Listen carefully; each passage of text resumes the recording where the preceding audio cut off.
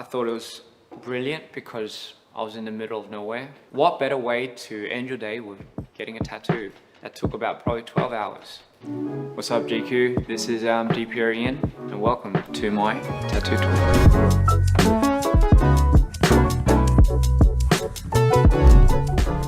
My first tattoo, it's actually this one, believe it or not. And it says, be there, be down, be you.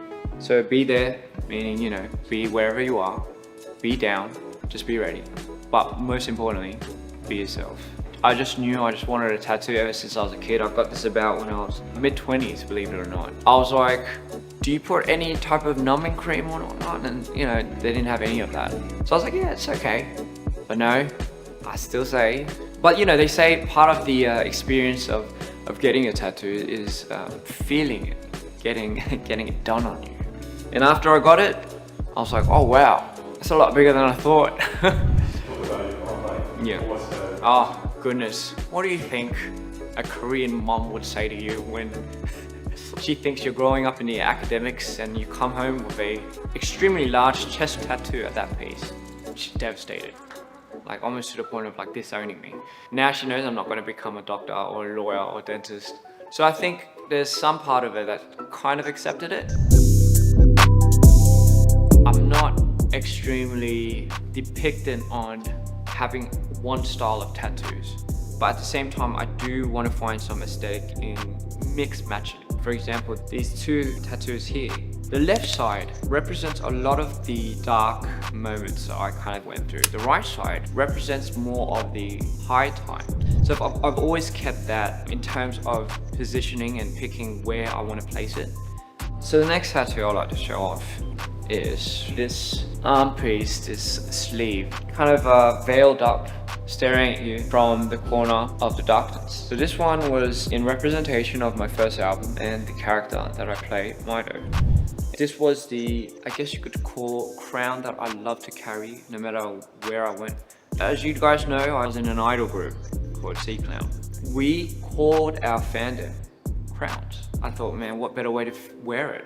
Didn't want to forget where my fandom really came from, so that's what this crown really means. This was done with a group of special people. They wanted to get a tattoo in French stating dreamers, and dreamers is what we call our fan. So we had the tattoos come to the studio, about 6 of them, 7 including me, and a few of my, I guess, people from DPR. We all got matching tattoos, and the reason it was being here is because, you know, every time I hold a mic, you would see that. So yeah, big shout out to them.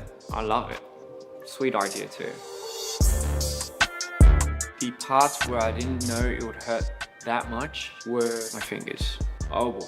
The smallest area equates to the most biggest pain. So when it came down to the pinky right there, it felt like a knife going into it.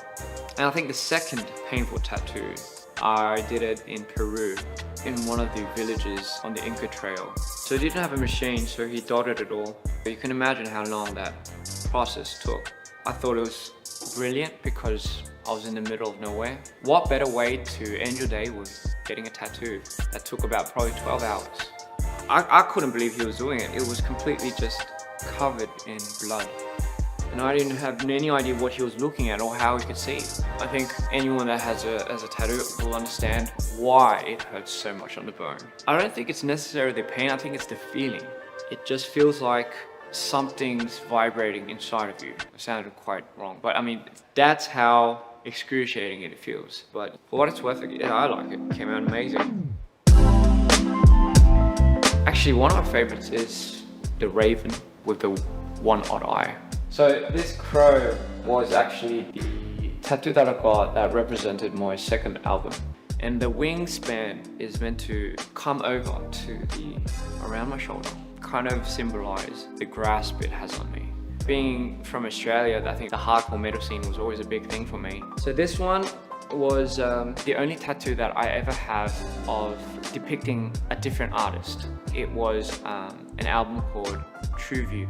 I've listened to it just religiously. The reason why I did this was this album really truly did take me out of my darkest moments. The very first time that we performed on World Tour, I think at that time we were doing about 20 something cities. And I think I was going through such a bad episode. I was kind of blacking out here and there, but I knew I wanted to make that of something.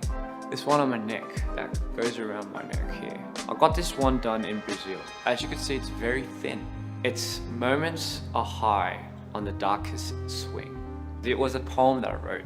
I always felt my moments were the most eccentric and I guess you could say high when I was in my most darkest state. That's kind of what I mark myself, right on my neck. Every big, bad, good moment that has ever happened to me, I do not let that pass. I like to jot it down. It's kind of like every time you smell a scent that takes you back to the past. It's kind of like that. I look down at this and I know exactly where, when, what time of day it was, what I was wearing, what the tattoos looked like and how I was feeling. It takes me back extremely. What better way to do it than to put it on your body? And my mom would always say, there's gonna be no space. Mom, I still have my legs. Well, thank you GQ. This was your own personal DPR Ian's tattoo tour.